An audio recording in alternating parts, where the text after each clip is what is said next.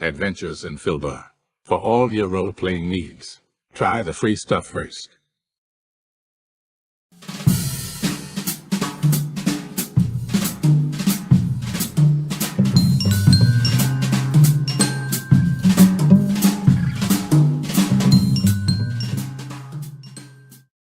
Hello and welcome to our stream. Don't forget to follow us on the socials at mhobo Inc. or you can email us mhoboinc@gmail.com. If you're interested in playing on the stream, get a hold of us. You can also purchase interesting RPG items at our store and the link is below. We have everything from shirts to skateboards in our shop. Go, take a look. And if you need new math rocks, catch a Pirate Dog Dice on Twitter for some personalized items. If your game stinks, unlike ours, try some adventure scents by elfishgames.com. They have over 60 different scents and most are pleasant.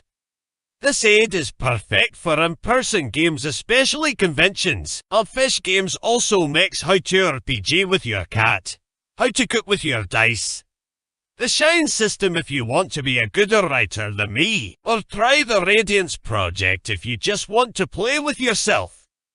Allfishgames.com is your stop for game aids.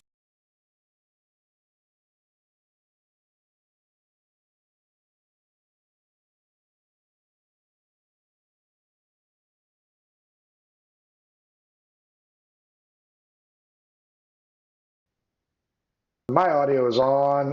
Boys and girls, Thursday night, welcome aboard. Murder Hobo Inc. presents episode 1 of Goodfellas, our 2E, if you can see it, that's some old school shit right there, boys and girls. 2E all thieves, not rogues, thieves campaign in an urban setting. We're really excited about this project. And as you can tell, I've already fucked up the background. So, without further ado, let's introduce you to the players. We'll start with Jeff in the bottom right. Jeff, hit it. Who are you? Who are you playing? Hey, I'm Jeff. I am playing Quintus. And he's a thief, since this is a thieves campaign. But I'm going to use 5E rules instead of the 2E so I can have a badass character. Good idea. And I'm going to be the moral compass of this group. I know I will. Not the fucking moral compass, Jack. Shit, dude. John, how about you? Hey, my name is John, and I just got finished up with the Pillars of Jocularity game, which is where my character Darius pretty much saved the world, or actually kind of screwed up, but whatever. I'm gonna have to watch that show again. I don't remember that at all. Yeah, Darius didn't really do much. Well, he turned into a dinosaur, but that wasn't really his fault. But anyway, this campaign I'm playing Markin, and he's half orc, half human, and all asshole. Very good. Scott, welcome back. Tell us about you and your character. Hi, everyone. It's glad to be back. My name is Scott. I will be playing Isabella Ratajkowski, but everyone calls her Cherry. She is a half-elf swindler. Glad to be back playing, 2E. It's been a while since I have, but I've invested a good amount into this character, and I will be the immoral compass of this campaign. Wow. Hey, here is the scoop, boys and girls. Normally we play 5E. We're going back to our roots. We're playing 2E. These guys have all grown up playing 2E, so they know this. This campaign is going to be a lot like Azure Atoll, which is going to pick up this Saturday night. And we're going to start out a little bit weird here. I've already told these guys it's going to feel a little railroady. And my apologies to Dawn because I fucked up the background so bad. I'm going to run with this until I pull my head out of my ass. But she's got a great background. I'm just stupid right now. Here it is, boys and girls. You guys have created your 3 characters. You've outfitted them. They are ready for bear. Bad news, all you fuckers are in jail. And none of you have any of your shit. You have all been arrested. Typical Frank. Already fucking us. That's Yeah. right. I'm Didn't fucking you even guys wait for us over. to screw up yet. He's fucking. Yeah. You guys. It's because we were so good in the previous game. That's what it was. He's like, oh, I gotta, railroad him. Now, one thing though, and we're going to start it off with a die roll against Cherry. Cherry, knowing your background, you D12 against me. Let's see if I found it or not. So D12 against me. D12 against you. Only a 5. Okay, they found it. So you start off with nothing as well. Cherry is the only female of the group, and she is very adept at, we'll say, hiding things. Not so much here for the guards of the town, the city that these guys are in. You guys are all in jail. Good news, Cherry. You're in the cell with a bunch of females. Quintus and Merkin, you're in the dude cell. It's grimy, it's dirty, there's rats, there's hay, there's vomit, there's urine. Pretty much a crappy place. You are somewhere beneath the Hall of Justice. You've all been arrested for your background kits that you have chosen. And today is trial day. So get that persuasion ready to go. There are no windows here. You guys are underground, so you have no idea what time it is. You've all slept like crap. You all look like crap. Guards come in, trial day, everybody put your hands up. Every guard in the jail is huge. I mean, these guys put up with no crap. We'll start off with Cherry. Cherry, did you fight anybody when you were getting arrested? No, she did not fight anyone. She went willingly. Merkin, same question. Oh yeah, he would have definitely fought somebody. All right, give me a. He probably had to get 10 guys to beat down on him to get him, and he's probably still in chains because they don't trust him. Could be. D6 for me. 1 to 2. You're going to have a facial injury. 3 to 4. Maybe some rib problems. 5 to 6. Maybe a knee or a shot to the nuts. I got a 3. There you go. Let's do odd ribs, even. You know what? Ribs. You got some crack ribs. Quintus, what about you? Did you fight when you got arrested? Of course not. I was unjustly imprisoned, and I'm waiting for my day in trial. I will triumph with my superior brain knowledge. Fair enough. Merkin, I'm going to leave the chains on you since I'm going to guess you probably did a lot of damage to people because you are not small. Cherry, Quintus, you guys are told to turn around, face away, and put your arms straight out. They're going to go ahead and shackle you guys together to other prisoners. Do you cooperate? Yes. Okay. Willingly. I protest profusely. I am way above to be with these people. D12 against me. 7. Merkin, eat him if you chain him to Merkin. 8. He kind of raises his hand to backhand you, but he's not going to do that. Just put your damn hands out. Now he's going to backhand you. Teach you a lesson. After getting backhanded, maybe a little trickle of blood, not much. No severe injury here. And yes, I'm aware to you, old grognards, the D12 is rarely used. We're still murder hoboing. As you guys get chained together, Merkin and Quintus, you are the last 4 to be chained, and it will go Merkin. Let me throw up a picture because you guys have met friends already. Merkin, you are next to Ruben Steamputt, a halfling. Does he stutter? No. That guy's still in jocularity. Then Quintus, you are next to a guy named Yanis. probably the same trade as you. You know what? I'm going to blot out my face because nobody wants to look at me. After Yanis comes Cherry. Cherry, you are next to the half-elf Louise Dubé. Louise doesn't say much. Ruben is going to look at Merkin and go, ooh, never seen shit stacked that high.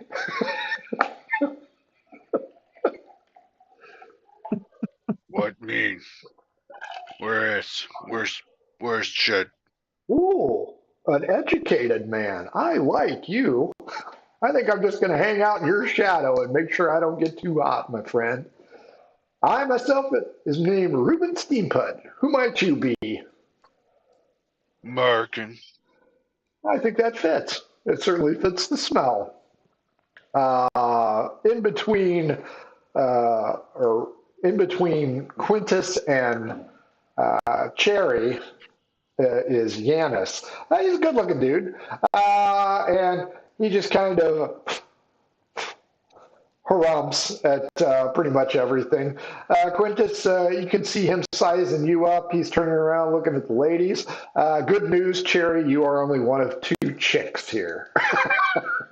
So a little heavy on the misogyny, a little light on the justice. Quintus, Yanis isn't saying anything. Did you want to say anything to him? Nah, he's beneath me to speak to. D12 against me. 7. Okay. Fair enough. Cherry, Louise seems to have the sniffles. She's taking a look at her manacles, trying to size it up a little bit. She catches you looking at her and just kind of blows you off. Well, I'm really used to people not paying attention to me. I'll kindly inquire, what are you accused of? Not accused of anything. I killed my bastard of a husband. He had it coming. Yeah, they're coming. Well, don't they all? Frickin' kept popping that gum. That's all I'll say. Yeah, she's last in line. Yeah. So it goes Merkin, Ruben, Quintus, Yanis, Cherry, Louise. Okay? Louise. You guys are being led upstairs, and there's a good 20 people ahead of you. You rise up these curling stairs. As long as nobody screws around, everybody will continue. Anybody who wants to fuck around is going to just drag the horde down upon them and get a little personal justice given to them. Do either of the 3 of you want to fuck around and find out today? Not yet. Or should we roll? We're not in front of the judge yet. I'm sure I can wiggle my way out of whatever problems I'm in. Well, they get loose, you're going to have a lot more problems than you had hoped for. You guys go up the winding stairs. It seems like forever. Also, you didn't get breakfast, so you guys kind of screwed on that one. You missed the gruel. Finally, the line ahead of you stops. So, Merkin, nobody's moving ahead of you. And you kind of see a little light filtering in from a doorway. And you can hear a very brusque voice yelling. I mean, it sounds like a very powerful, potent individual.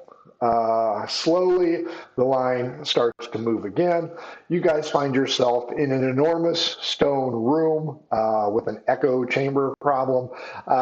It's lit by oil lamps hanging from large stone pillars that hold the ceiling up. It looks like it used to be an old cathedral. The flagstone on the floor is well worn. The building itself looks like it should have an altar at the front, but it doesn't.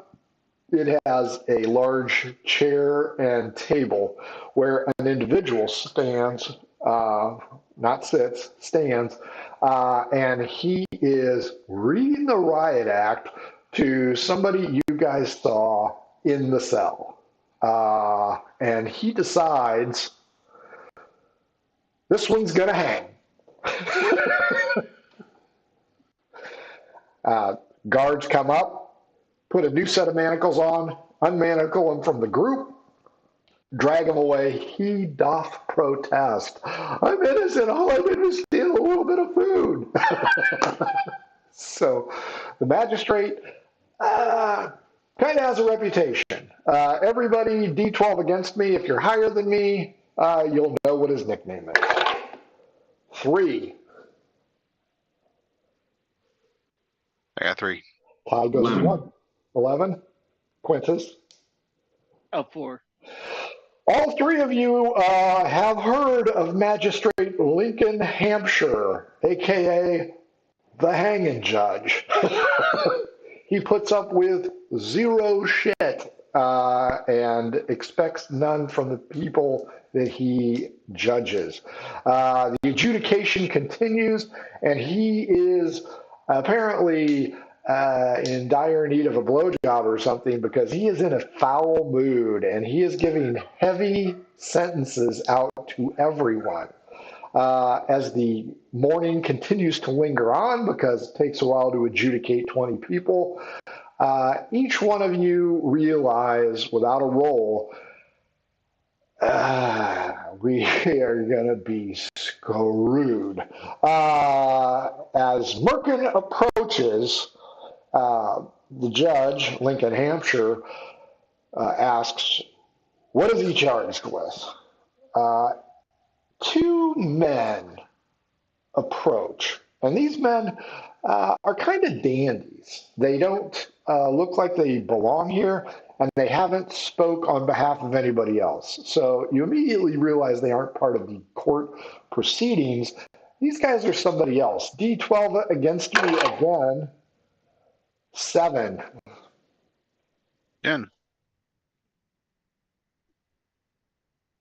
Quintus or Cherry?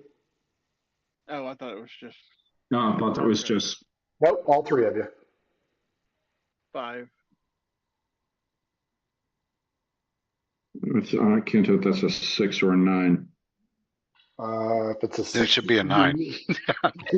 yeah, if it's a 6, you lose. It's a 6. It's a 6. Oh, Lucan man. is the only one who recognizes these individuals, and he only recognizes, according to the dice roll, 1. Merkin, you recognize this guy, Haston Seabrock. Here is your adjudicator of the day, Lincoln Hampshire. Haston Seabrock is here, and the 2 dandies, Kivo Vosh and Sir A. Loon, are present. You do not know the bottom 2, Quintus and We don't see Kieran. anything. Yeah, we don't see anything. Oh, dumbass. Did you guys see your cellmates? No. No. Well, I'm a freaking idiot. Give me a week off, and there's the problem. Okay. There we go. See that? They do, yeah. Okay, there you go. I'm an idiot. Oh, that's Ruben. Oh, I thought it was Steam Pit. Steam Put. Steam put. There you go. Yeah, so there's your 3. My apologies. I screwed this up. Dumbass. Is that Luis douchebag?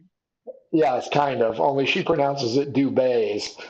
And she's murdered one person, Quintus. You should go ahead and impress upon her that she should murder somebody else. Okay, so now let's get back to who you're seeing now. My apologies to the audience at home. I am a moron.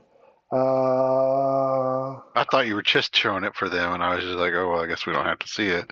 No, I'm just an idiot. Okay, so there we go. So you have Lincoln Hampshire, the magistrate. You have Haston Seabrock, who only Merkin knows. The 2 dandies, Kivo Vosh and Sir A. Loon, are also present. They approach Lincoln Hampshire and are quite respectful to him, and the 3 of them speak in hushed tones. Each time they are talking to him, Lincoln Hampshire looks around him directly at you, Merkin, because you are up next. And he seems very annoyed, very put out. After, I don't know, 5 minutes of what seems to be, you know what? Everybody roll against your intelligence. If What we want low under it? If you want, yeah, you want under your intelligence. Yeah, I did it. It's a Would you good thing get I'm shit on the natural dice. one? I got a 4. Yeah. You have an 8 under 12. Quintus? I rolled a 2. Okay. So all three of you realize that something's going on. Your newfound associates, the halfling, keeps poking you, Merkin, in the side. What's going on up there? Because he cannot see over the people in front of him. Do you want to go ahead and explain it to him? What's going on? I'll say, bunch of pretty boys trying to tell Judge we bad. Yeah, well, he must mean you. I'm an honest purveyor of goods. I think they tell everyone you bad. Quintus, your guy, the fox, Mr. Renard, leans in and goes, "You know who those two are, don't you?" Sure, yeah. Okay.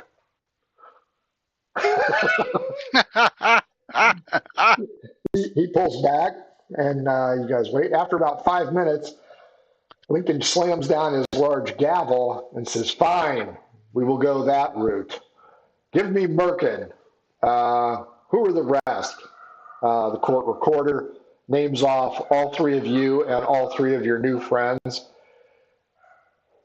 Lincoln just kind of shakes his head. He goes, "The 6 of you are going to have your sentences commuted today, assuming you wish to participate in a civic program of," and he looks over at the two dandies, "great importance to the fabric of this city." And that's pretty good. That's like tops for you guys. Merkin, do you wish to participate in this program? Merkin not know what you mean. Do fancy words. Merkin not want to go to jail. So yes, you want to participate in this program. Okay. He asks for Reuben and asks if Reuben is here. Reuben begins to jump, jingling his chains. Same deal. Do you wish to go ahead and participate in a program that's going to better the fabric of this community? I'm with this guy, and he points to you, Merkin, and gives your thigh a big hug. And then kind of jingling his chains. Next up is Quintus. Quintus, what say you? Same question. I'll say yes. Yanis the Fox Renard. Apparently, Lincoln recognizes this guy. He goes, "Really? We're going to give him the same deal?" Your Honor, I would be most pleased to go ahead and dedicate my life to increase. Yeah, shut up. You. I can't pronounce your name. Cherry, is it? Everyone calls me Cherry. I'm certain of that. What say you? Would you like to better the fabric, which I'm sure you're probably familiar with the fabric of this city? I'm familiar with bettering all types of fabrics, so yes, of course. More the merrier. Louise Dubé,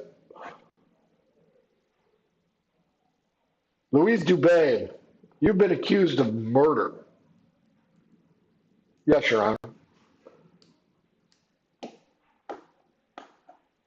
Looks over at the two dandies.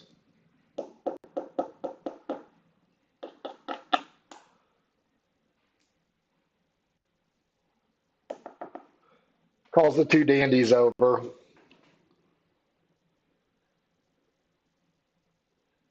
None of you can hear it because it's hushed tones clearly. Hey, can we, if we can read lips, can we see if we can do that? Sure. Yeah. Can you read lips? I can. Ooh. I don't know. I don't recall that. Is there a roll that you need to do? I don't know. It's one of the proficiencies. Give me a percentage roll. Let's see how much you pick up. Let's make this fun if you screw it up. Ooh, that's not good. 17. Okay, apparently, from your perspective, are you telling anybody else this? No. Okay.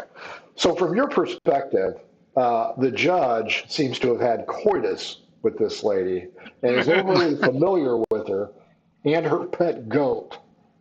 So, you're pretty sure that there's a conflict of interest here. Meanwhile, Goat fucker. Kivo Vosh and Sire Loon claim no knowledge of any goat involved in the orgy, and they are discussing it between each other. That's how you were seeing it. They too also know this lady, as well as this Cherry person. Apparently, she's the goddaughter of one of them. After a couple of minutes, Lincoln bangs the gavel and he's like, Louise Dubés,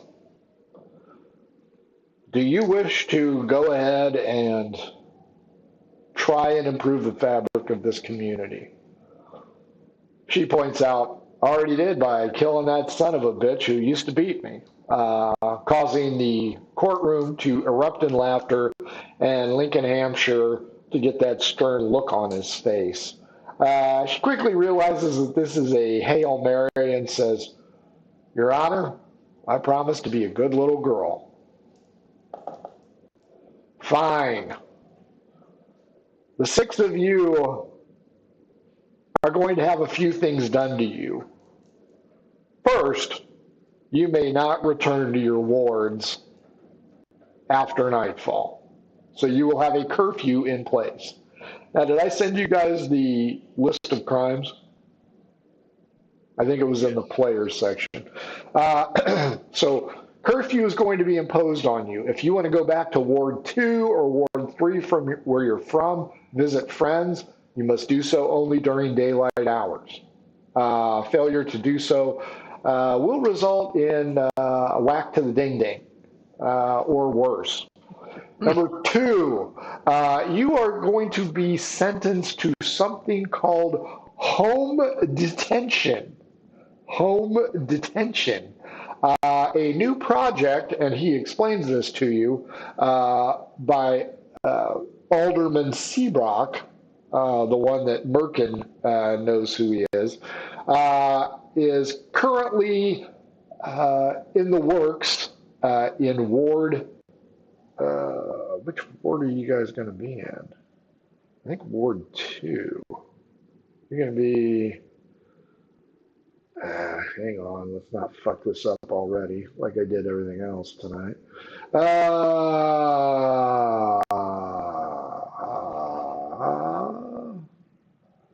Sorry. Poorly prepared. And You've only had 6 months. Yeah, and I wrote for you guys. I wrote 26 pages, boys and girls at home. There's a shitload of information these guys have. Ward 4, you guys. So let's see. You know what? I'm just going to show you guys what it looks like. Yeah. Can you see it? Okay. Let's move it over here. You guys can see it?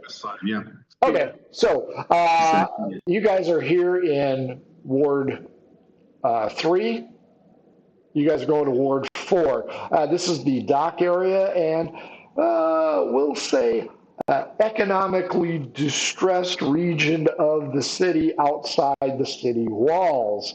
As the booklet you guys had, folks at home, there are a multitude of gangs running different rackets in this city. One of the things with curfew on these guys is taking them out of their comfort zone and making them find new friends and seek gainful employment is going to be a key factor in this campaign, because these guys have no weapons, no armor, no coin, no nothing but the clothes on their back. So, good news. Losing soon.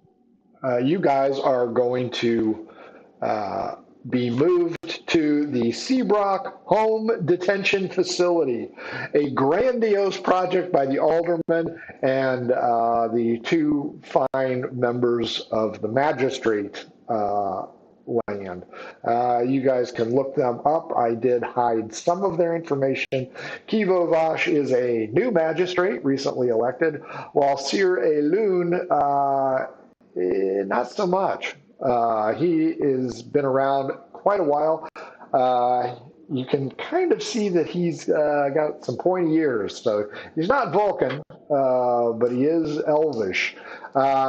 He is the Minister of the Interior, I believe. Haston Cybrock. Merkin, give me a percentage roll. Let's see how well you know or how much you've heard about this Haston fella. And I'll go ahead and bring up him. What I roll? Intelligence? Nah, just do percentage. Oh, percents. Okay.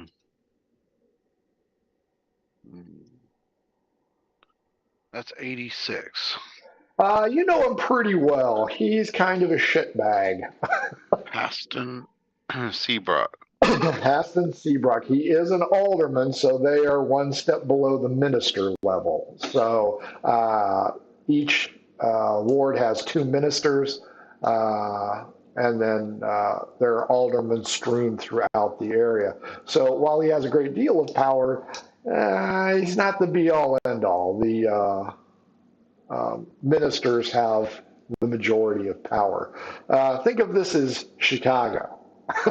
These guys are councilman, alderman type. Haston Seabrook, for you, Merkin, he's got his hands in just about everything. He's not Scarface because he's not as violent, and he's twice as clever. So while rumors have flown, the old bat has remained on the top side of the law. That is what you know him for.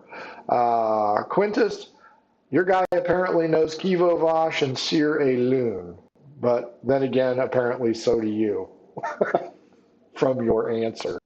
Meanwhile, Lincoln, Hampshire, whose family got their start in chickens, shout out to Corsairs of the Azure Atoll.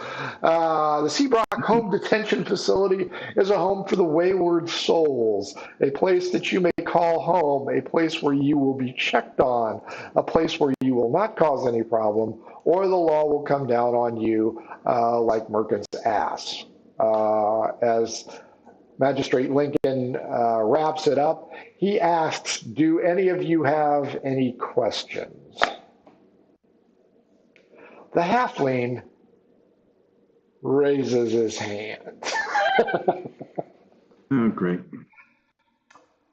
I have a lot of allergies. I was wondering, and Hampshire smashes down his gavel. He goes, I'll give you some goddamn allergies. You want this break or not? Sir, I was just pointing out I didn't want to get anybody else sick. My apologies. You're doing a fine job. Lincoln, Hampshire, not happy. He's pissed. He does not like this arrangement and points out to each one of you six, if I see any of you in my court again, I will punish you to the fullest extent of the law. I do not agree with this. This is not my call. Higher forms are at work here. This is a golden opportunity for you, so don't fuck it up. When he says gold, Merkin goes, oh, gold. Very good. Love gold. You get elbowed in the knee from the halfling who doesn't want to get shit strewn at him. No questions. Lincoln orders the guards to haul you guys out, still manacled, still chained, outside to a waiting paddy wagon. These guards are bigger than Merkin. So you can tell when they get in, that whole fucking wagon just kind of. There are bars on the window, so you guys will kind of be able to see where you're going. Each of you knows about where the Hall of Justice is, and I think it's right here on the waterfront. If I'm not mistaken, I'd have to look. I based the first few adventures in Ward 4. So as you get on there, Quintus, your friend, what was that guy's name? The Fox, Yanis Renard, asks one of the guards, will there be a meal service provided? And the guard gives him a knuckle sandwich. Cherry, D12 against me. If you lose, you get part of Renard's blood on you. 8. 10. You do not. That means Quintus gets it. Quintus, Wow. you now have a little bit of blood on you. The Fox, Kevin Bacon's it. Thank you, sir. I will not be having another. Gets in. So, Merkin, you got in first. You sat down.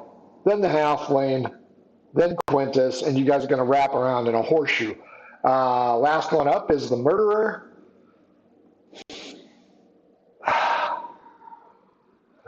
Does she sit by Merkin? Like, is it going to come back around where she's next to Merkin? Yep. Okay. She's directly across from you. So you guys are in the SWAT van. So. Oh, I got you. There's a divider between. No, it's a U-shaped bench. Okay, but nothing in between Correct. to hold like chains or anything. No, because when the guards get on, they push you onto the halfling. So they're going to take the spot next to the door. The other one's going to take the other spot next to the door. All they have is a club, but it's like studded club. It's like a studded footman's mace. And there's blood on it. So they're quite adept at using it. These guys are burly individuals. They just casually, do the Cylon scan on each one of you.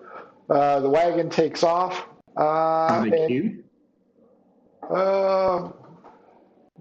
I can't believe Quintus didn't ask that first. One is a 4 and the other one is a 15. Because I'm the moral compass. Yeah, sure. Whatever. It is an overcast day, by the way. I rolled for that earlier. As you go through the city streets, a variety of smells hits you. Spiced bread, ale, refuse, the river, which cuts the city in half. And you can hear merchants outside hawking their wares. Every once in a while, you catch a glimpse of the people outside. Nobody seems to give two shits about your wagon at all. You guys move out of Westgate, which is right here, into this initial section here. We still see the NPCs, not the map. Oh, sorry. What the hell am I doing? I'm glad one of us is paying attention.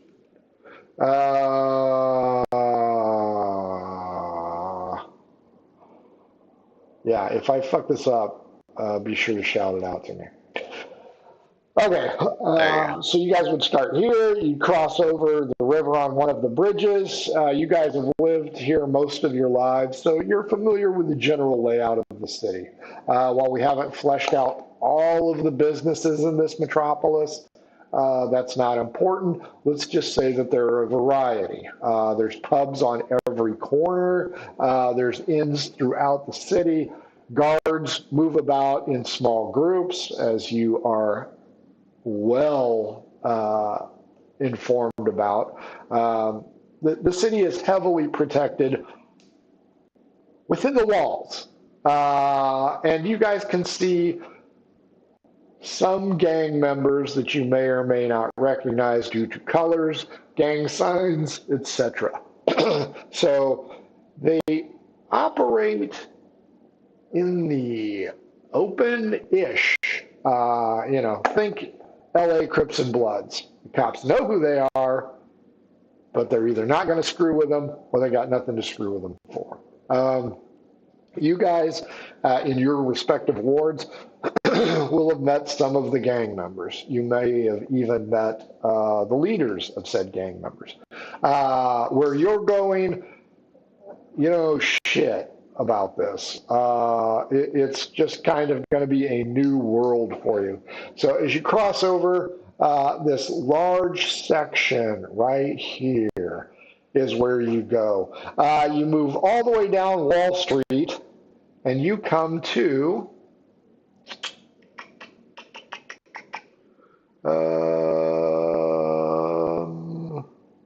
your new home for a while.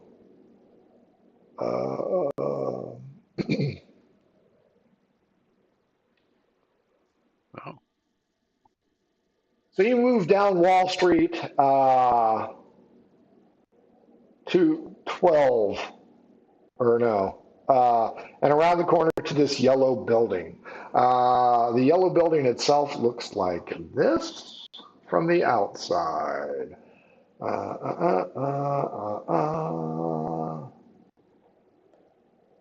There. The Seabrook Home Detention Facility. This is what it looks like from the outside. Inside, which you will become intimately familiar with after I send it to you later tonight or tomorrow. This is the general layout of the house. This is the main floor, the cellar, second floor where the males will be bunking. Third floor, much smaller. That is where Cherry and the murdering elven bitch are at. Let us return to the neighborhood. As you arrive, you notice a nice carriage outside. Nice carriage. You see the two dandies and Seabrook arrive, and they're, look at blah, blah, blah. The house is a dump, okay? Everything around this area is kind of dumpy. It smells. The dogs from Killa Kennels are barking almost nonstop. You can smell the lumber. You can hear the animals at Nikos Meats. You can smell cheese, maybe. But here you go. The guards haul you guys out one at a time. Again, overcast, but fresh air, and they lead you inside of Seabrook's home detention facility. In doing so, you guys get your first look at the furnishings. It is in need of work. To which, can anybody guess who's going to be doing said work? The woman that murders people? Close, all of you. You know what? Why is that not appearing? There we go. So you guys can see that now? We see the home detention facility map. Very good. You guys go into the main building right in here. There is some furniture. It is sparsely furnished. Holes in the wall, maybe a few mice. A nice urine-y smell here. It looks like you guys are going to be doing a Revenge of the Nerds kind of revamp on this house. All of you are still in chains. As you're standing around waiting to figure out what the hell your life is going to be, a very matronly, half-ogre woman shows up. Think Mama Fratelli. She has a bit of a tude, we shall say.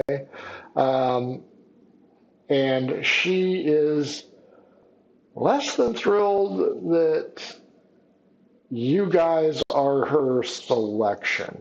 Haston Seabrook enters along with Kivo Vash and Sir Elun.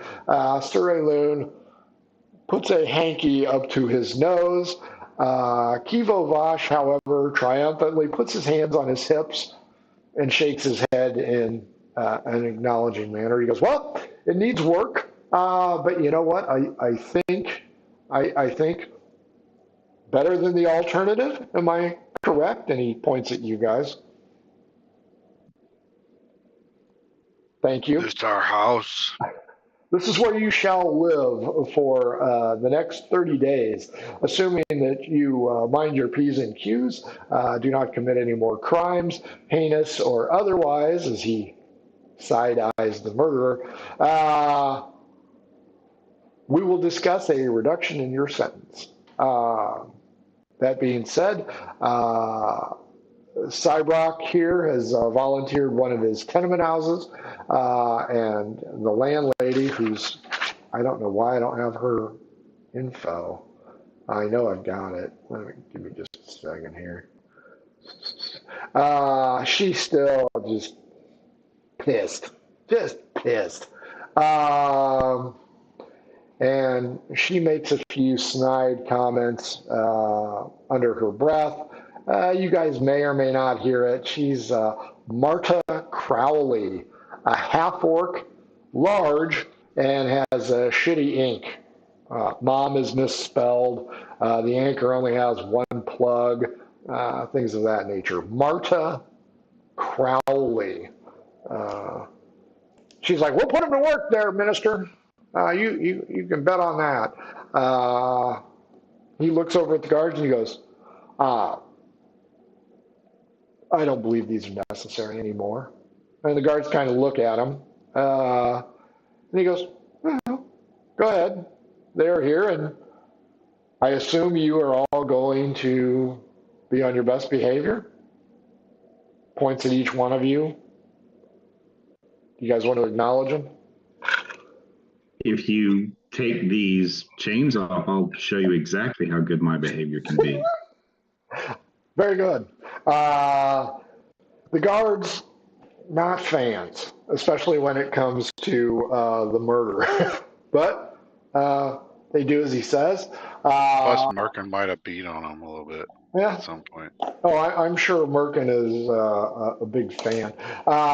Kivo Vosh comes over to each one of you, starting with Merkin, takes out a silver coin, hands it to you, and he goes, "Best of luck." And Money? And puts his hand out to shake your hand. He like holds his hand out. It's kind of big, but Yeah. That's big. Hands a silver coin to the halfling, so on and so on. Everybody gets a silver coin. Best of luck. We certainly appreciate your cooperation in this manner. We're looking forward to you returning to the fabric of society better than you have been. Thank you. Sir Aloon, still with the hanky to his nose, blows you off, Merkin, and blows off the halfling. He's a bit of a xenophobe, and he's not hiding it at all. Cybrock, "Oh, thank you very much, Minister. Oh, thank you. Oh, you're too generous, too generous." The ministers walk out, the guards, right to you, Merkin. And bye-bye later. Walk out. Seabrock is left with Marta, and he goes, "Here's the story. All you have to do is spend a month here and not get your stupid asses in trouble. And we'll work on commuting your sentences. We will expect you to take care of this structure. We will expect you to do certain jobs that you may find distasteful. For those jobs, you will receive recompense, money. Depending on the task, you will be paid on a sliding scale. More dangerous tasks, such as fixing a roof, will pay more than doing the dishes." Are there any questions? No need dishes. Are there any questions?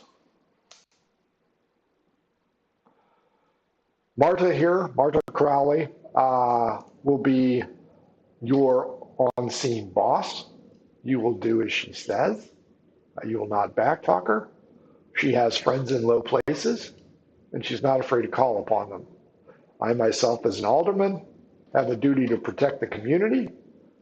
This is my house. I expect it to be better off than it was when you got here. I will go ahead and leave you in her capable hands. Please keep in mind that the magistrate was not a willing participant in this. It took the minister's goading to allow you to do this.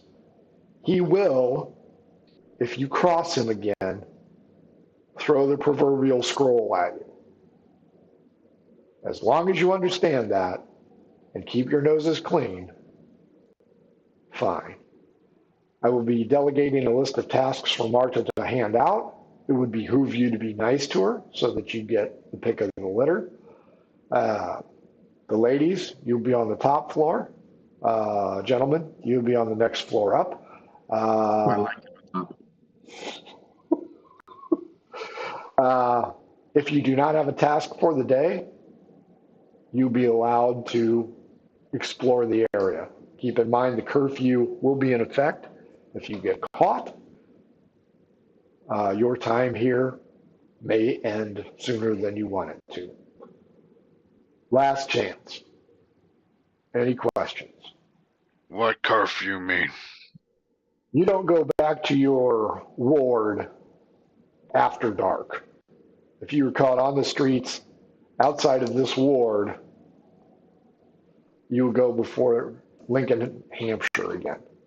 If you get in trouble again, you go before Lincoln, Hampshire.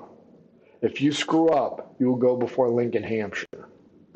He has a number on each of you, and Seabrock points distinctly to Dubé.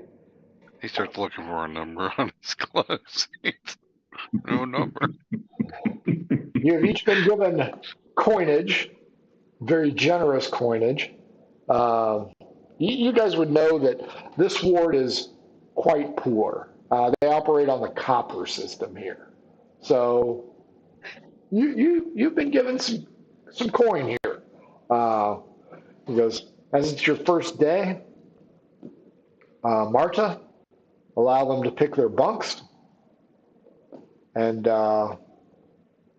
give them a pep talk, and then let them go use their coin at one of the taverns to go ahead and get some drink or food. I wouldn't get too drunk. The guards here are problematic, and I wouldn't associate with the gang members around here either. They are equally troublesome. If there are no other questions, I will leave you now to your own devices. Please do not make me regret doing this. I think it is a valid idea. Any questions for him? Mark can be good. Fair enough. Martha sends you guys upstairs. You guys can look around. Good news, Cherry. There are 2 beds up there. And Dubé doesn't give a shit which one you pick. She just does not care. The little white areas here are windows. When I say windows, I mean openings. This is the distressed area of the city. There are no doors here, so privacy not going to be real big. 2 of you gentlemen can reside in this area. 2 of you gentlemen can reside in this area, or you can use all 4 in one spot. It doesn't matter. Once you guys get the layout, you can return down to the living room where Marta will clue you in on what she expects from you. So, Cherry, you can pick one of the rooms or one of the beds. D12 against me. Ouch. That's a 2. I didn't roll good. I rolled a 2 as well. Tie goes to the runner. Louise does not give a shit. That's fine. The bed you have chosen is your bed.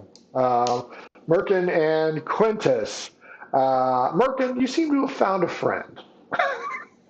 He wants to hang out with you a lot. So for whatever reason, Rubenstein says, I want to bunk with the big man. Yeah, he does.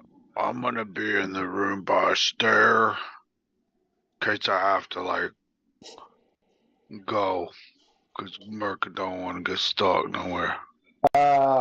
Quintus, Yanis, Renard doesn't wait at all. He immediately goes into the closed off section here and chooses what could conceivably be called a bunk. Is there only one bunk in there? That's what you're going to D12 against me with. 3. I'm rolling like crap. 12. There you go. There are 2 beds there. Merkin, D12 against me. 12. Uh-oh. 11. Close. But no cigar. Ruben says, hey, can I get the top bunk?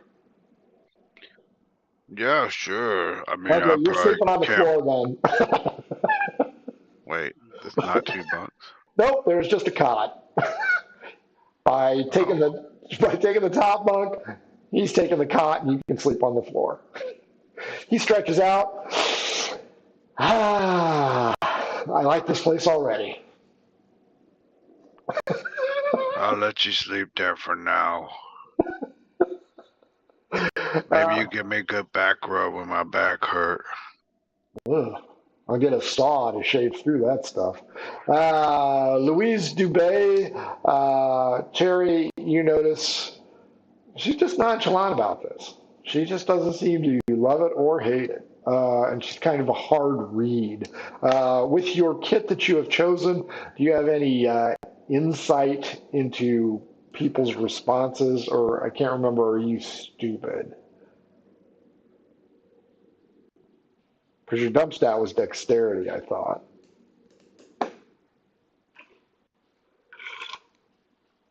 Ooh. Cherry. Yeah, I mean, I'm pretty, pretty smart. More street smart than everything. The one thing I'm not is I'm not strong at all. I have very, very little strength. But yeah, I would say around 12 to 15, 12 intelligence, 15 on wisdom. Not bad. Not done. Yeah. Roll underneath your wisdom. Let's see how well you read her.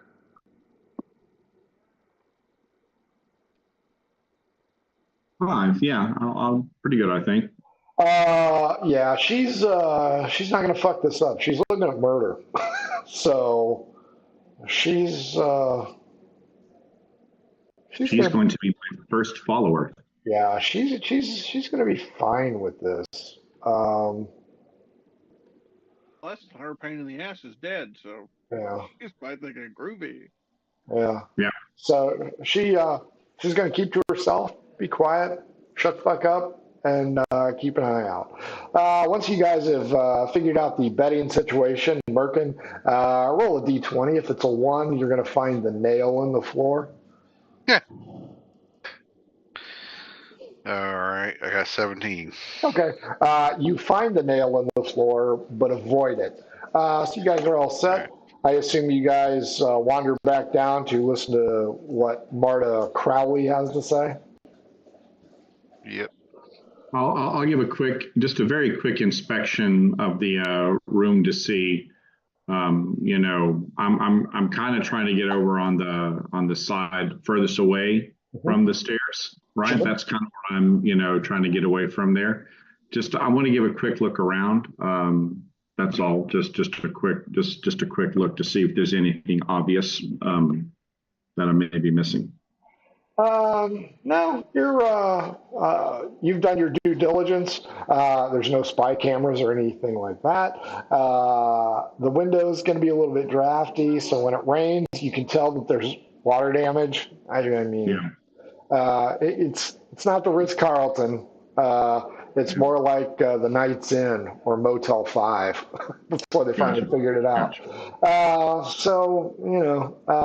There are no sheets either. However, it is midsummer, so it's just going to be hot and muggy. As you guys have toured the first three floors, you notice something's missing. Our equipment. Oh, your equipment's gone. Yeah, it's been apprehended at the border. You're missing a loo. About to ask that. That's why we have the halfling. Oh, That's why you have Merkin's hat. fill them up. As you guys get back down, Marta, it doesn't take a roll to figure out she does not like this job. She considers you guys repugnant and filth, even though she herself is a half-orc. No offense, Merkin. She Hey, just baby. she just is not digging this. So her tone, straight off the bat, is one of obtrusive arrogance.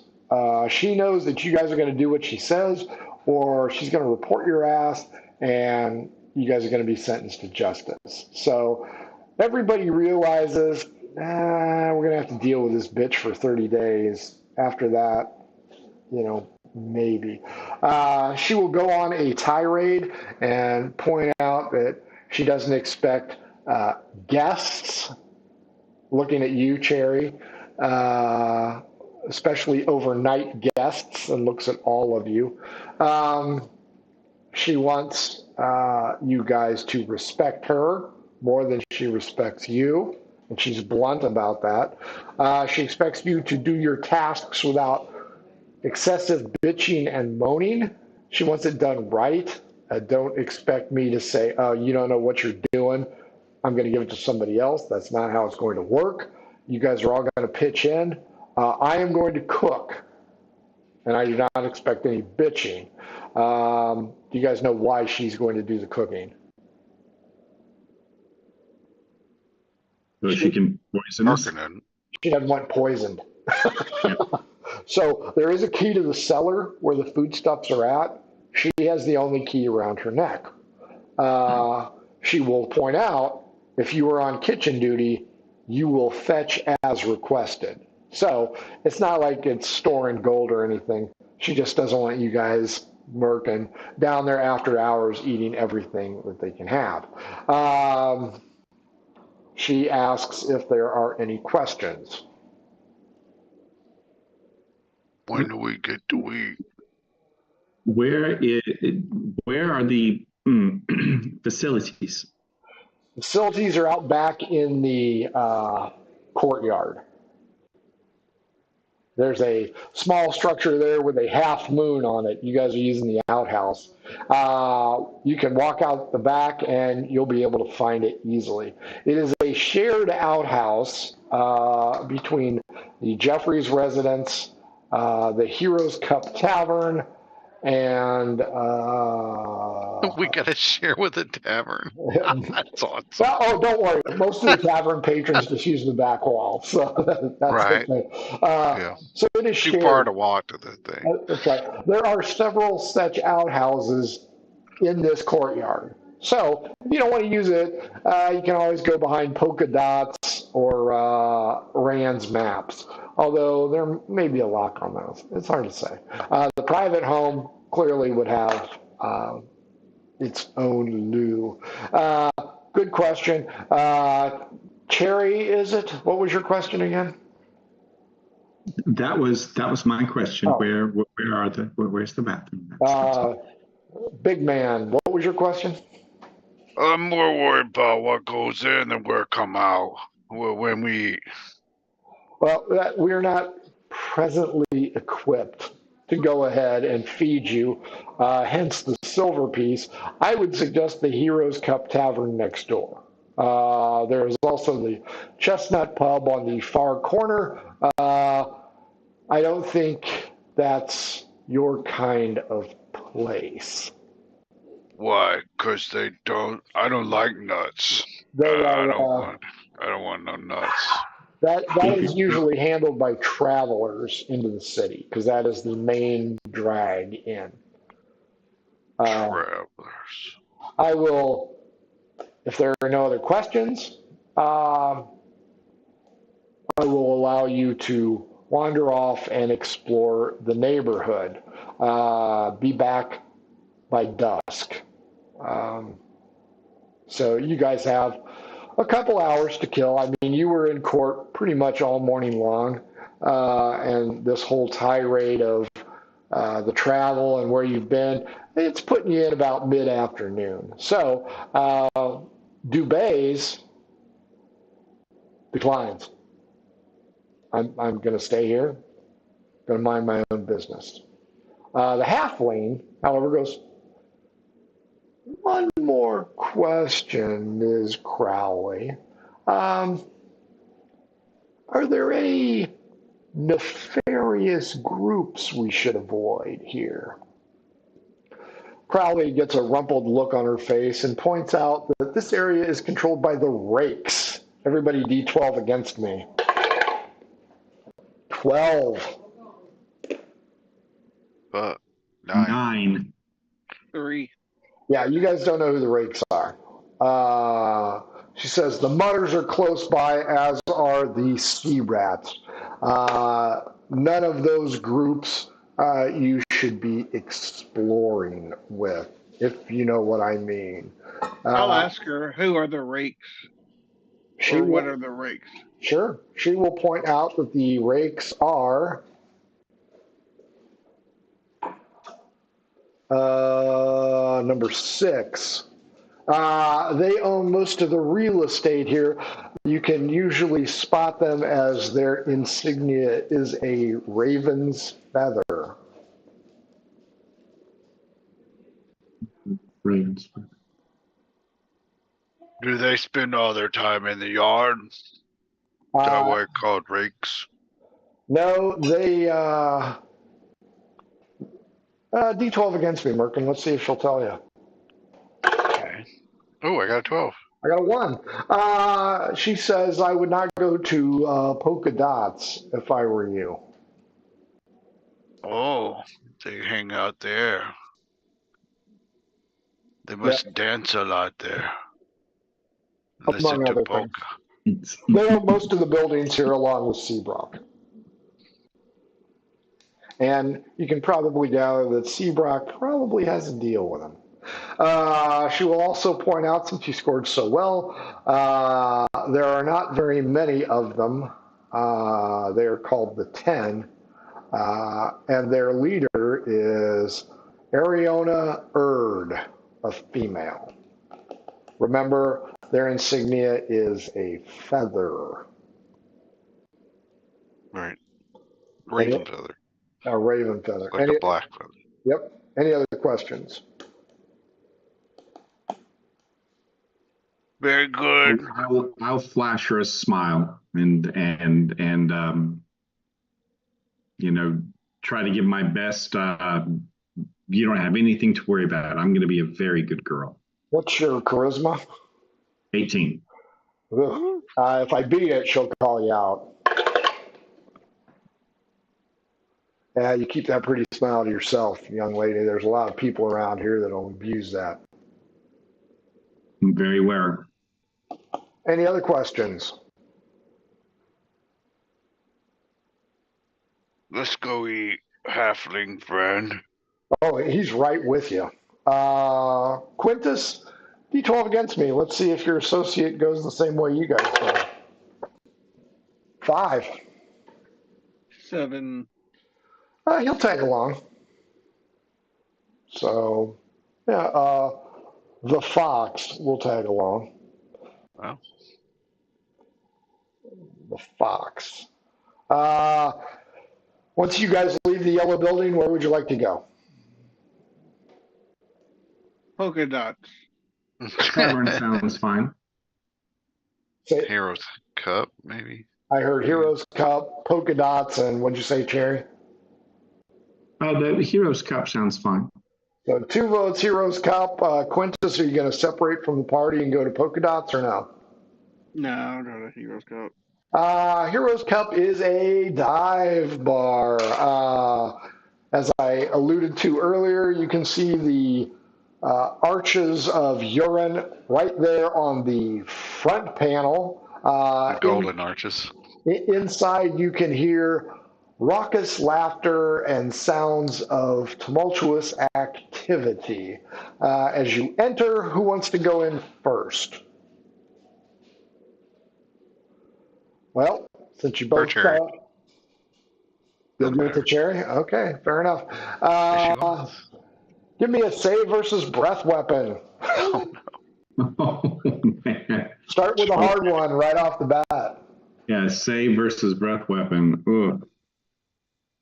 No, I rolled the 14, but that's not good. I need a 16. As you walk in, somebody right at the door flings their mug of crappy ale and splashes your chest with it. The appearance is not quite as bad as the smell is, but at least you're going to do well in the wet t-shirt contest. Correct. As you enter, it appears as though a musical group has just gone on a little break. What were the guys out of Animal House? We'll be right back. Those guys with the furry equipment. Inside, everybody takes one look at Cherry and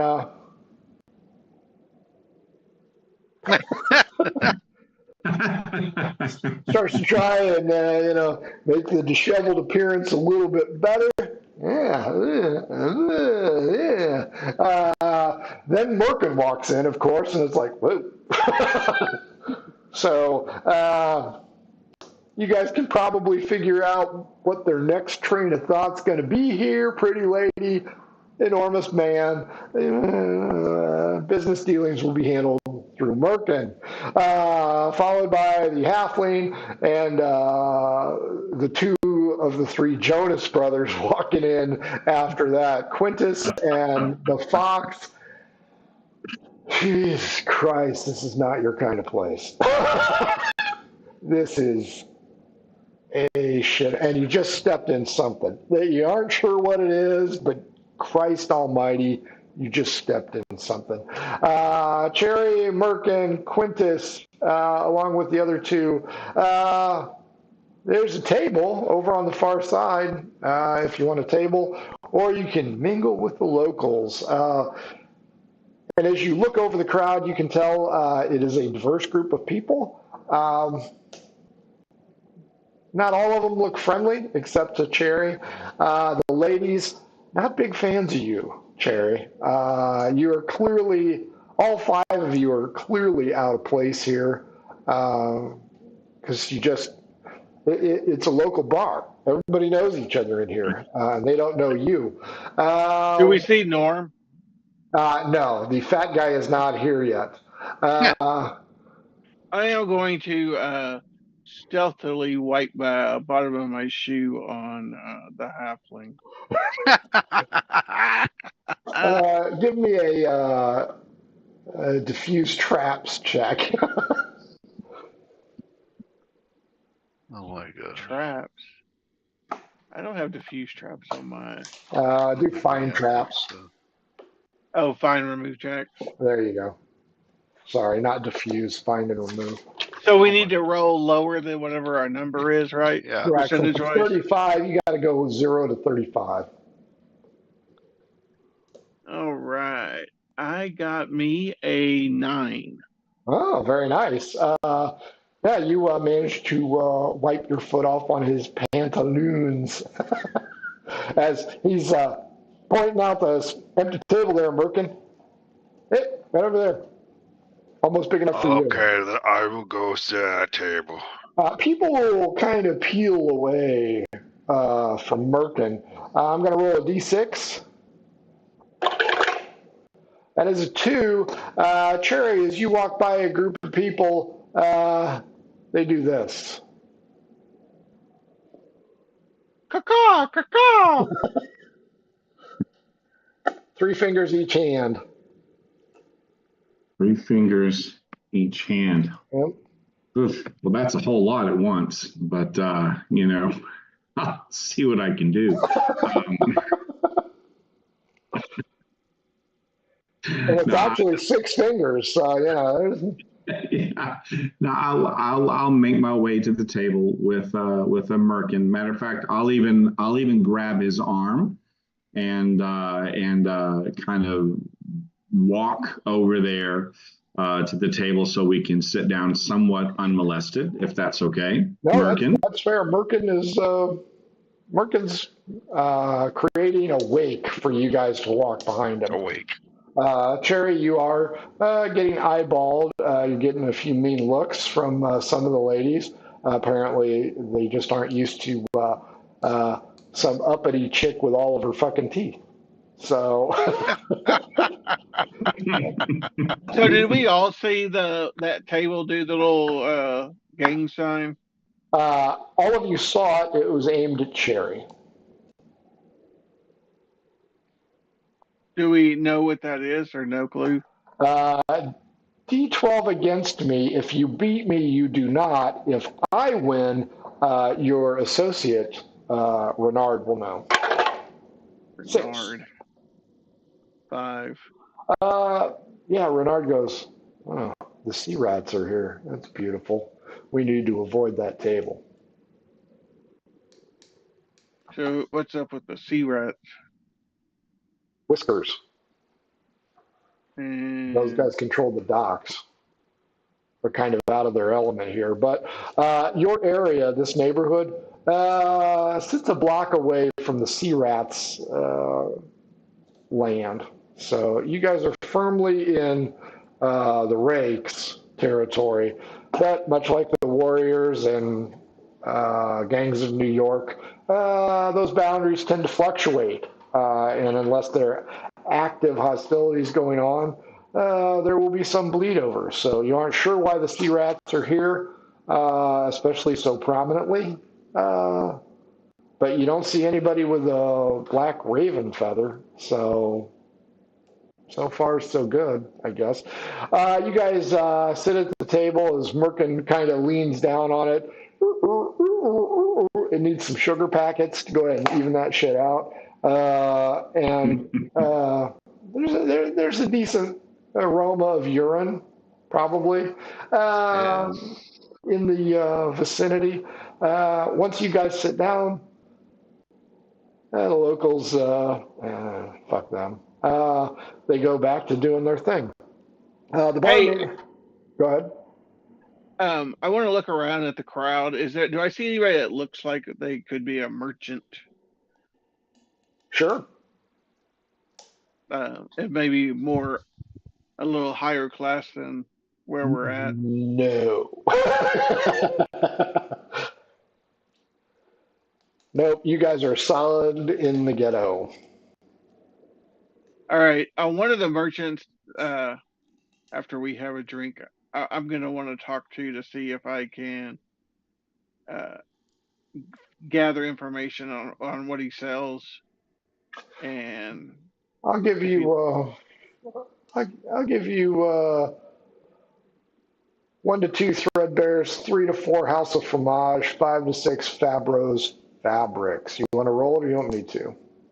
I don't know what to roll, so you can D6.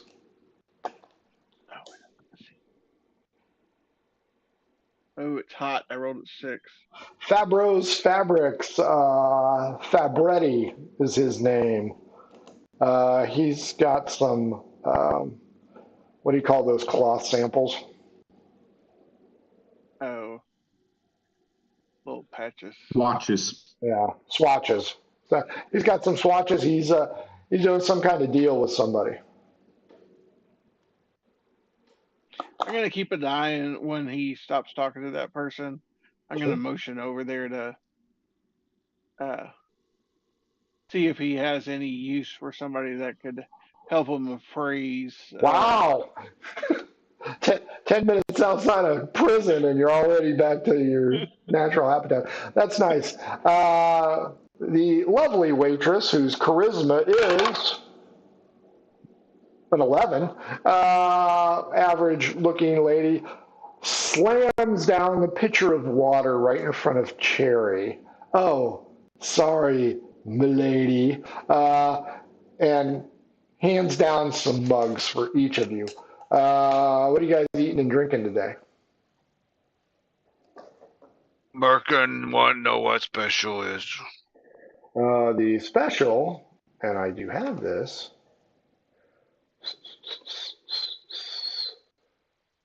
I'm going to stop the share.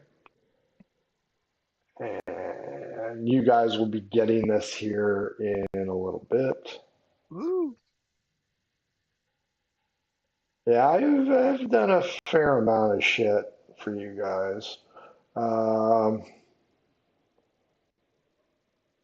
cool. Oh, wow. Look at that. The innkeeper is an old female elf named Ethel. She is lovingly referred to as Mama. This is Mama's place. Yes, insert Carol Burnett joke here. Let's see. Jeff, I'll give you Mary Fabretti, the top one, and she is a female halfling. I said male earlier. That is my mistake. You can see this thing right here. She is not challenging anyone to a drinking contest yet. None of you have noticed Hildo Bulge yet because you haven't looked around. Sandy Lou, the halfling, is the one who sprinkled you, Cherry, with love. Over on the bottom left is the fair. So you guys have your choice. For you, big man, she recommends the spelt porridge and mug o' cider. Your new associate, the halfling, Ruben, is putting the moves on Sandy.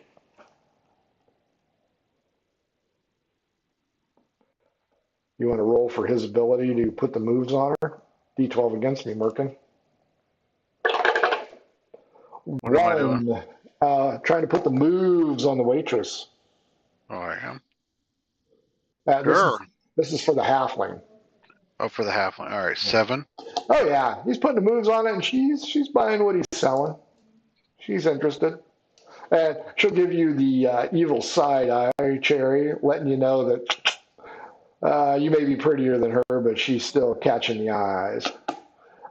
She'll ask what you guys want, or you guys can talk to people and get the rumors.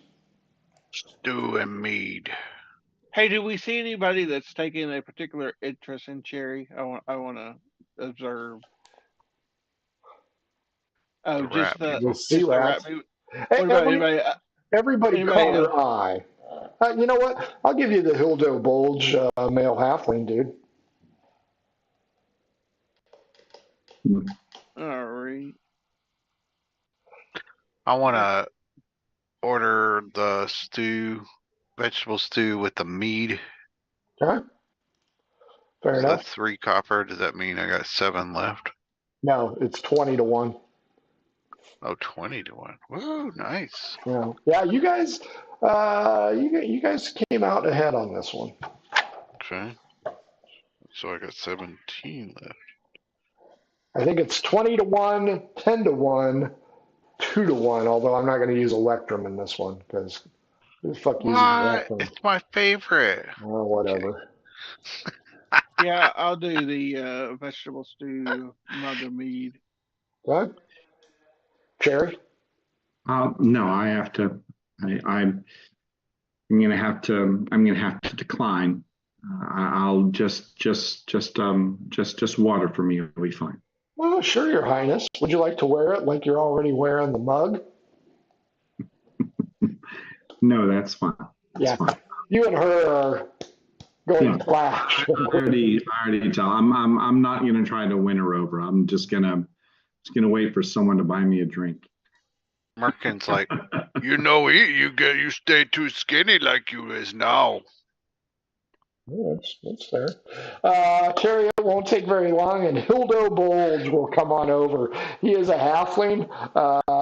He pats Merkin's friend on the top of the head, much to Reuben's admonishment. He doesn't take kindly to that.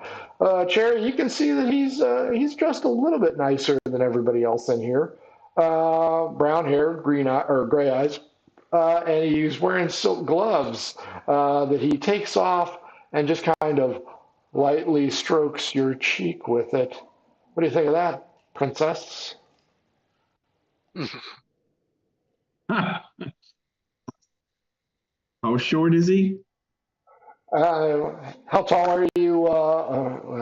Let's see. I'm gonna I think 3'9". have it here in my sheet. I mean, she's a half elf, so she's not gonna be short.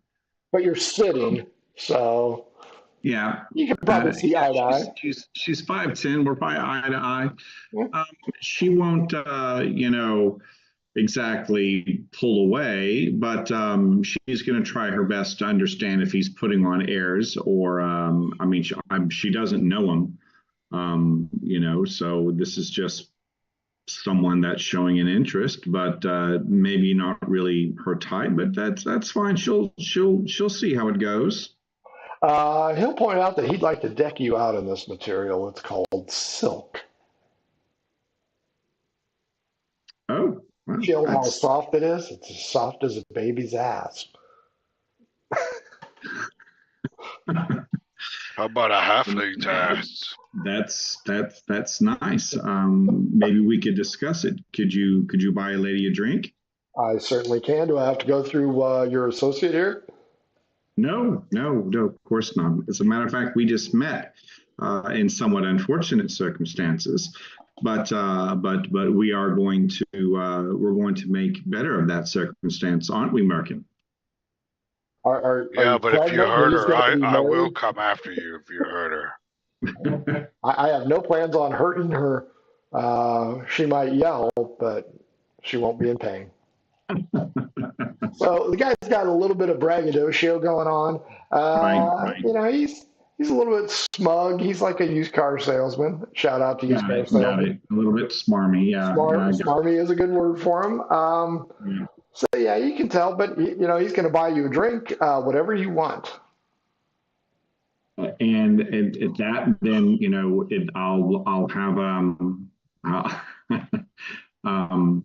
I'm trying to see if I want to say a round for my friends or just me. I want to say I don't want to play that just yet. So I'll just have a beer, just a mead, just a small mead. Just as Sandy Lou returns with everybody else's order, Captain Jack Pants here says, "I want to buy this lady a beer."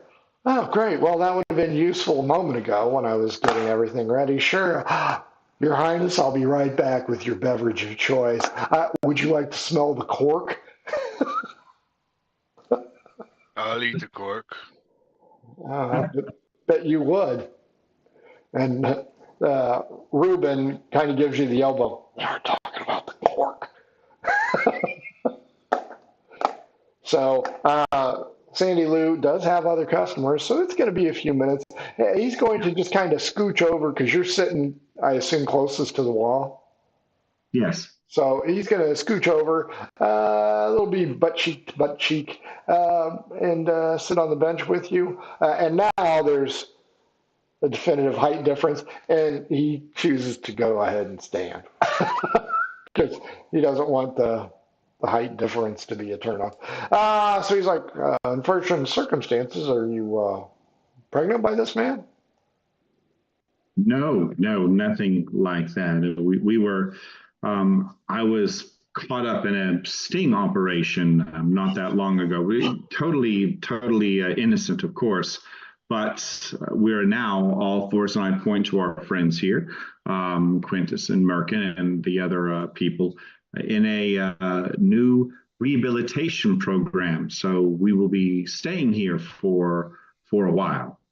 Yanis points out that he was wrongfully indicted and feels that further problems may result in legal action. So he's going to totally steal your line, Quintus. That is so wrong. I don't know why they got so mad I beat on those people. Wait up, who said that? The fox said that? The fox. That fucker. Yeah, he's a special kind of fucker too. Hey, has he got his change back for the meal? Yeah, everybody's got their change back.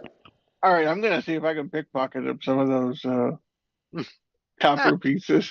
Sure. From the elf. You can do that. Now, keep in mind, you don't know what he was arrested for. I just want to throw that out there. And you can assume that he was wrongfully indicted by the pigs of Scelestus, but you don't know what he was arrested for. That's all right. I'm stealing this shit. So you're rolling percent, right? Pickpocket, yeah. I go under, right? You go under. Yeah. 5. That is Ooh. sweet. Holy shit, good roll. Yeah, roll D4.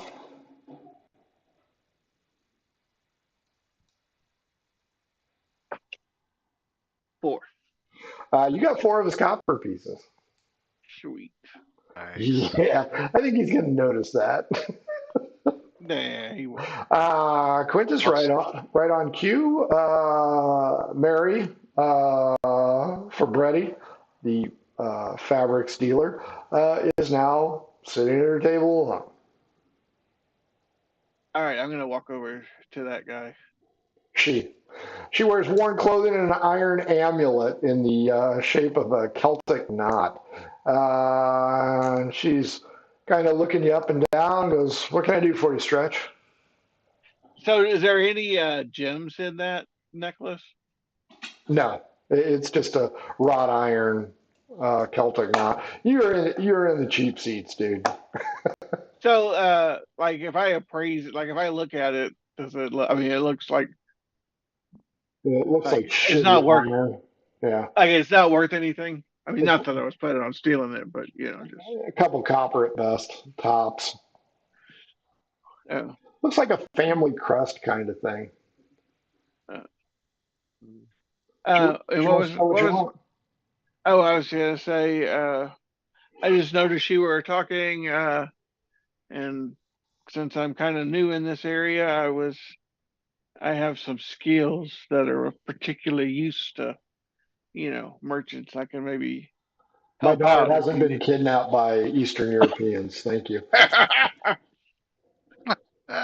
Particular set of skills.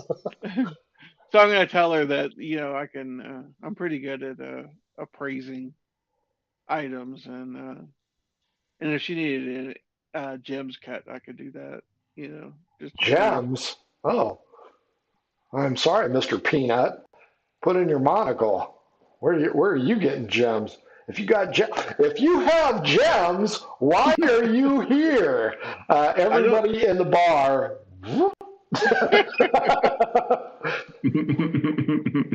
You are now the spotlight dancer here on the show, Quintus. So I tell her I don't have gems. I just know how to cut them.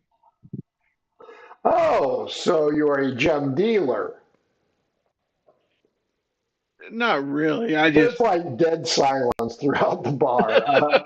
Cherry, Merkin, your associates, everybody's looking at Quintus. But he knows how to do germs. I don't know about gems. I said if you need I could probably help you out. Great.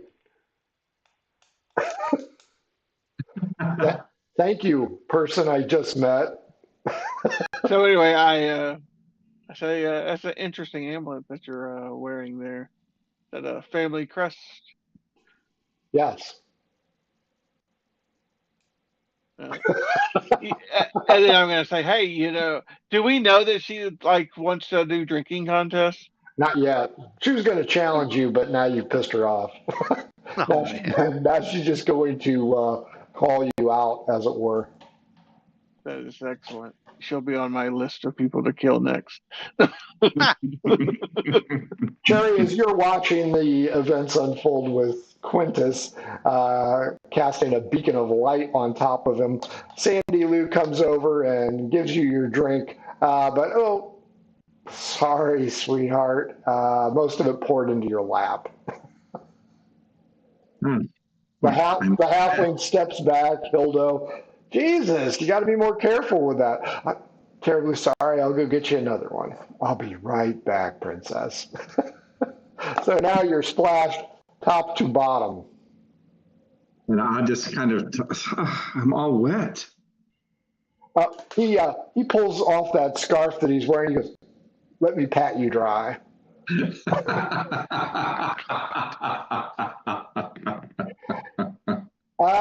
It won't take a roll to realize that he's feeling you up. Right. And I'll be a little bit, shy and coy, but not exactly, overly resistant. Cherry's, used to this type of treatment, and it's all just kind of part and parcel. That's fine. If things get a little bit too handsy, she'll just kind of stop and giggle and move away. Fair enough. Sandy will return quickly with another beer. You'll notice that one of her buttons is kind of popped, so she's showing a little bit of cleavage here, much to Reuben, Merkin's new friend, his adoration. And she says, "I'm so sorry. Normally I'm not this clumsy, but I seem to have tripped over a knob. I trip over a knob once in a while." And carefully slides the ale mug to you, Cherry. So she's going to match you tit for tat, as it were. Okay, that's fine. Hilda will say, "Tripping on a knob ain't so bad." So now she's starting to horn in on your territory. Yeah. Merkin, give me a roll below wisdom. Alrighty.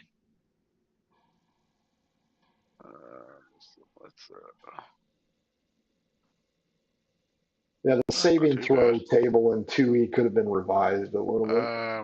Failed it. I got a 12 wisdom. I rolled 13. Okay. You reach down to grab your mug. I don't remember drinking that much. But whatever. You keep drinking.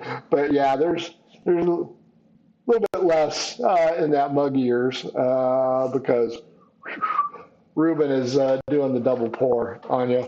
Back to Quintus. All eyes are on you, and you seem to have garnered some attention. All right. I'll go ahead back to the group. One moment, kind sir, if I could ask you a question. Who's saying this? One of the Whisker Boys. The caca. Caca. I myself could not help but overhear. I understand that you are a gem cutter by trade. I have dabbled in gem cutting. Yes. Really, I am Tonus Applecore. Could you tell me how much you charge for your services? It's depending on the gem and what kind of cut that you want. It varies. Well, perhaps you can come by my shop later this evening and take a look at something. I might have need of your services for the right price. I'll say, okay, I will stop by. Do I think that he's trying to like mug me, or does he seem like he has a Roll below wisdom. all right, low?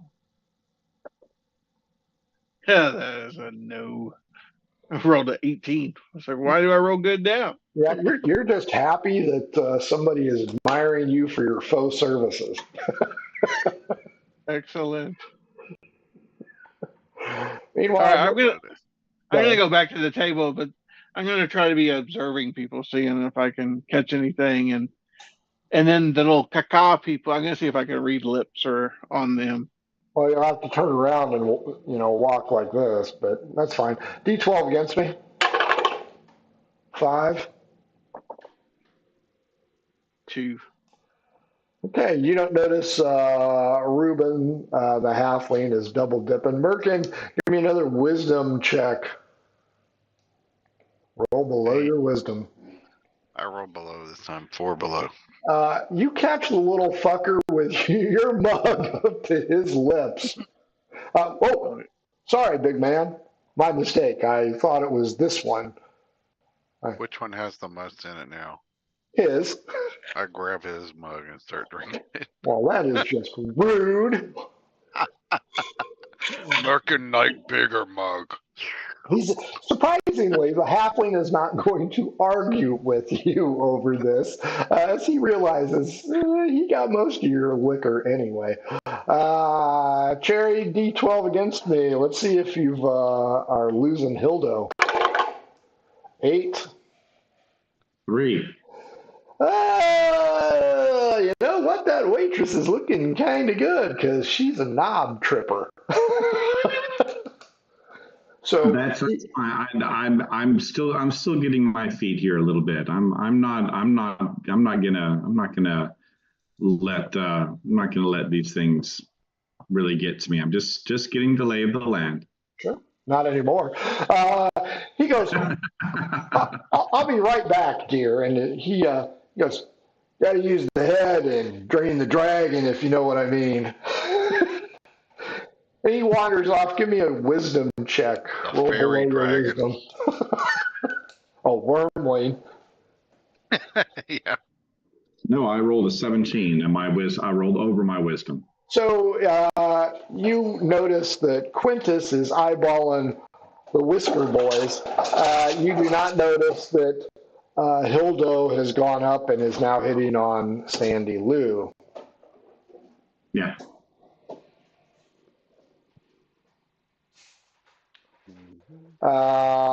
Quintus, what did we roll for your lip reading last time?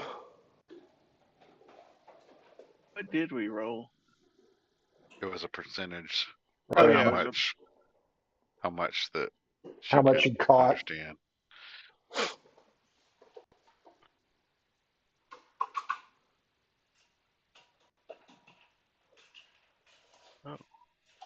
Yeah, I'm not sure how skills. Yeah, we don't really know that. I don't know that either. We're making it up as we go, just like always. So, what's your percentage? I would say I read it all because they have loose lips. Okay. All right, 87. He apparently wants to have sex with you later. No, wait. Fuck you up, I believe is the proper term. So it's going to be a setup.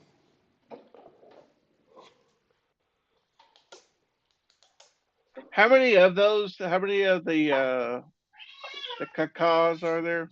3.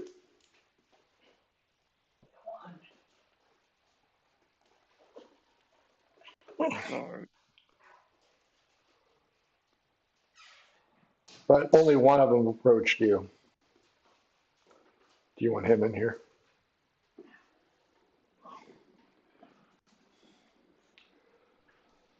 So I'm yeah, gonna, go ahead. Anyway, at the table, I'm going to mention I'm going to use, how much is just, is Merkin drinking mead? Is that right? He was, yeah. Yeah, Probably now out he's of it by drinking now. halfling mead.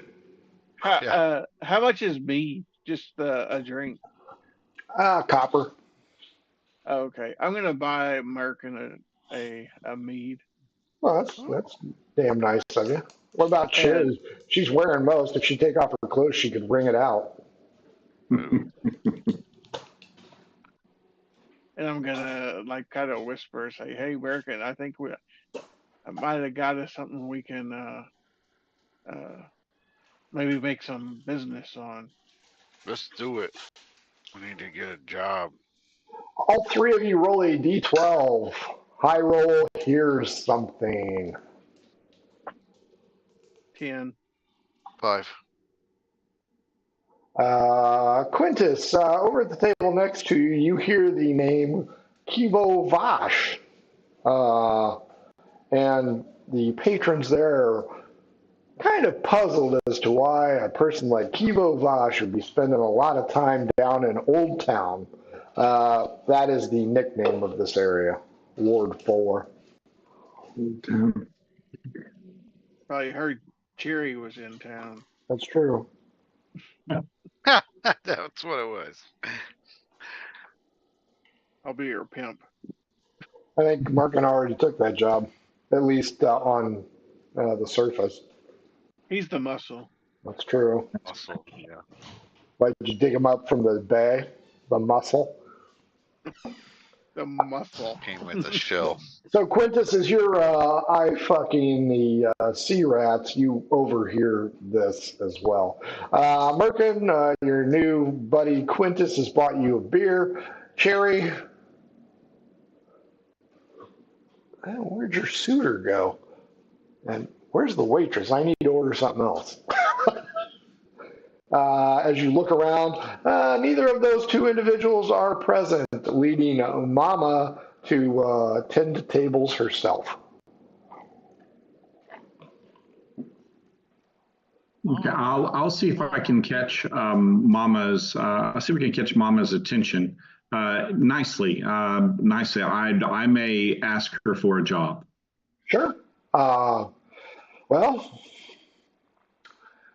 I seem to be short a waitress. Care to start right now? I'm sure, that's fine. I waitressed when my mother had a tavern, so I'm quite familiar with the drill. Go over and handle the boys over there, and she points to the sea rats. Okay. So I'll say, do you mind if I dry my shirt out just a little bit? It's soaking with a mead. Well, by all means, hon. And she even throws you a towel. A little bit dirty, but it'll work. That's fine. So I'll I guess with maybe a little bit of, I don't want to say exactly flamboyance, but I'll take off my shirt, leaving just the undergarments on, and wring it out from behind my back a little bit, and then making a little bit of a display, and then shaking it off, and then taking the towel and drying myself a little bit, and things such as that, and then. Thanks, Cindy Crawford. Everything happens in slow motion. all Spins her hair back. Yeah, all you see is this. As everybody except Quintus is kind of now focused on you, because Quintus is still like, hey, I'm reading their lips over there. They're staring right at me. Quintus, eventually you'll figure out everybody is staring in your direction. And as you turn around, the hors d'oeuvres there is putting on a show that the musician cannot compete with. So Billy Joel is going to have to leave. I'll put on my shirt back and hand the towel back to Ethel and say thank you very, very much. and saunter my way over to the sea rats, to the gentleman at the tables. And he says, well, it seems that I've just taken on a position to help you boys out. I'm sure you're good at a variety of positions. Merkin, as you start to drink out of the fresh mug, Reuben puts 2 fingers in there. Whew, Jesus. Whew.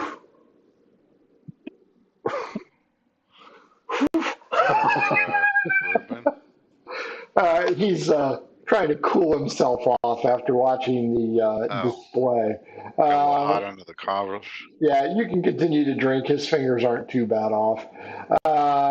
Quintus, Merkin, you guys are there with the Fox and Reuben. Cherry has now taken on a job of waitressing. Cherry job. Bettering myself. Yeah, sure you are. But you know what? You're the first one with a job, and I'm sure the tips are going to be coming long and hard, or bailing long and thin, as your old character was. Roll a D4 for me, Cherry. That is going to be your first tip of the night. Okay. That'll be 1. Tonus Applecore gives you 1 copper and says there's bigger tips for the right asking. As you work the room, D12 against me, the difference will be how much you make in tips today. 11. You said 5? 5. You get 6 copper in tips. Are you going to slip Merkin, Quintus, the Fox, and Reuben extra alcohol? Because you've worked taverns before, you know how to do this. Yeah, absolutely. I'll make sure to my modus operandi is to make sure that that I can get my friends drinks best I can, and then at the same time, I'm fairly proficient. One of my proficiencies is fast talking, so I'll try to. That's more to get myself out of a situation. I don't really have the gift of gab so much, but I do have one in proficiency in local history. So I'm going to try to absorb as much as I can in rumors and things like that. But just trying to soak in local knowledge best I can is going to be the idea. But yes, I'll be trying to ply my friends with drinks. And at the same time, I'll even use a copper or 2 to make sure to keep the till right at the end of the night. So no one really suspects that much. Cool. I will give you the old monastery on Beacon Hill is haunted rumor. Just from dealing with everybody. You know that Beacon Hill is west of the city. There was an old monastery there.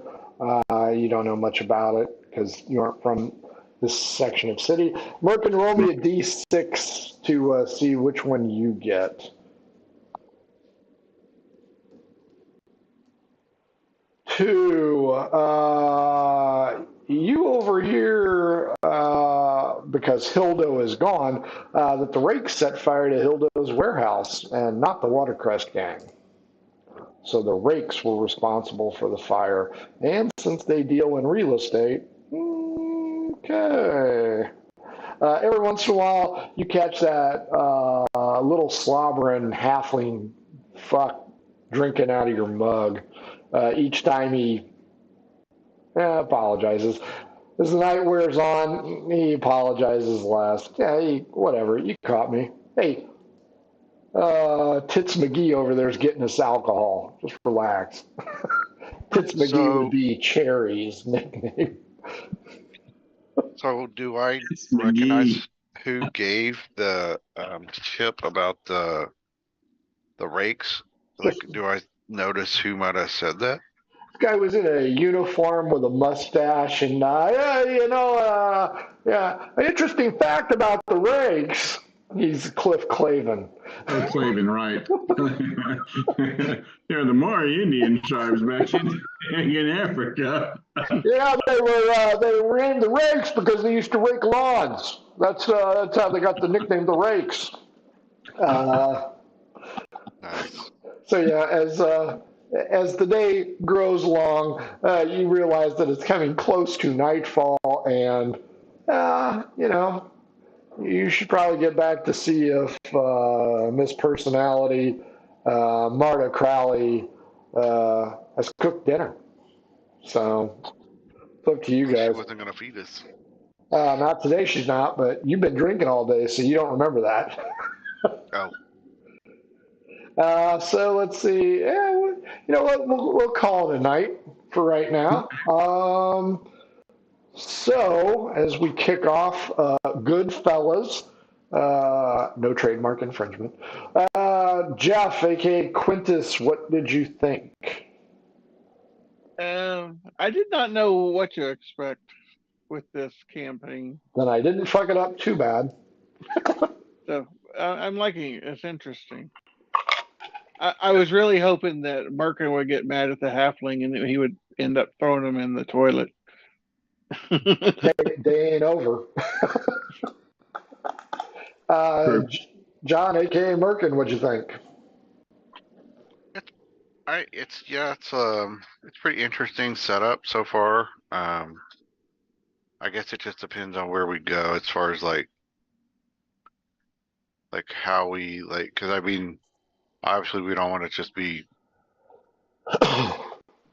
fixing up houses and crap like that, So hopefully we'll get into some kind of.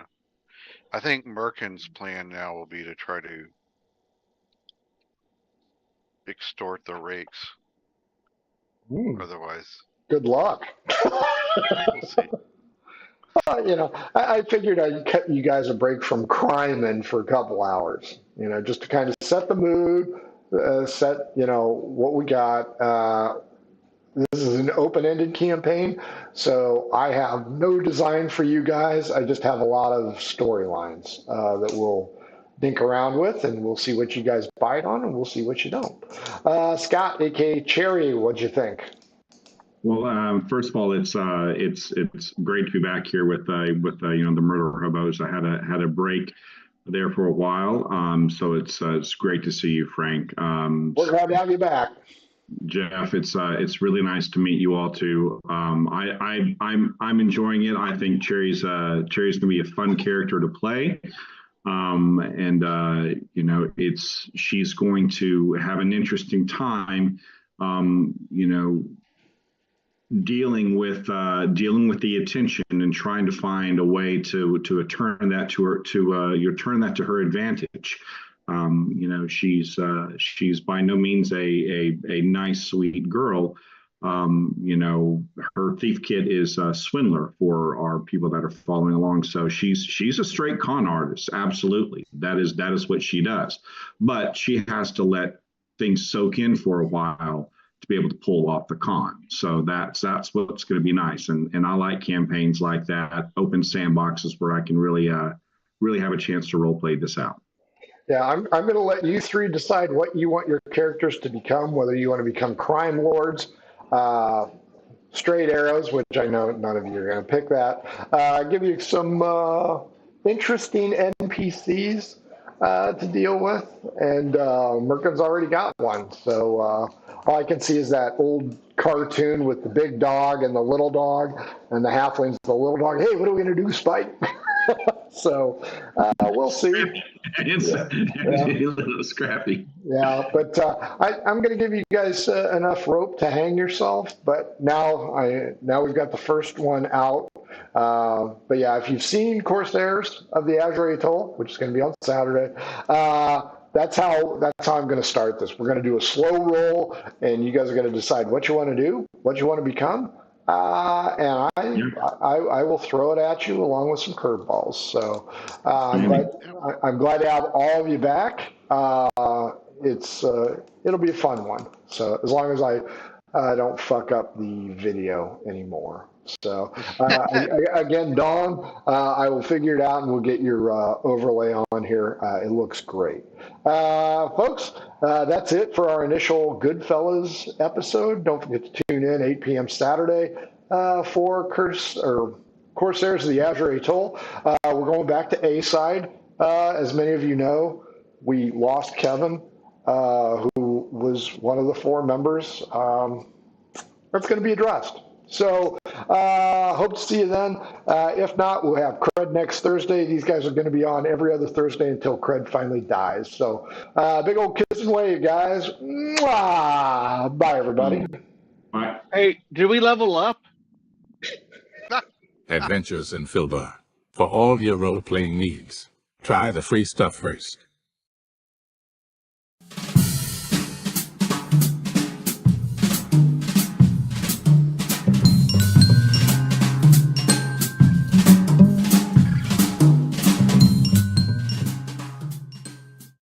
Hello and welcome to our stream. Don't forget to follow us on the socials at mhobo Inc. or you can email us mhoboinc@gmail.com. If you're interested in playing on the stream, get a hold of us. You can also purchase interesting RPG items at our store and the link is below. We have everything from shirts to skateboards in our shop. Go, take a look. And if you need new math rocks, catch a Pirate Dog Dice on Twitter for some personalized items. If your game stinks, unlike ours, try some adventure scents by elfishgames.com. They have over 60 different scents and most are pleasant. This aid is perfect for in-person games, especially conventions. Elfish Games also makes how to RPG with your cat, how to cook with your dice, the Shine system if you want to be a gooder writer than me, or try the Radiance project if you just want to play with yourself. Allfishgames.com is your stop for game aids.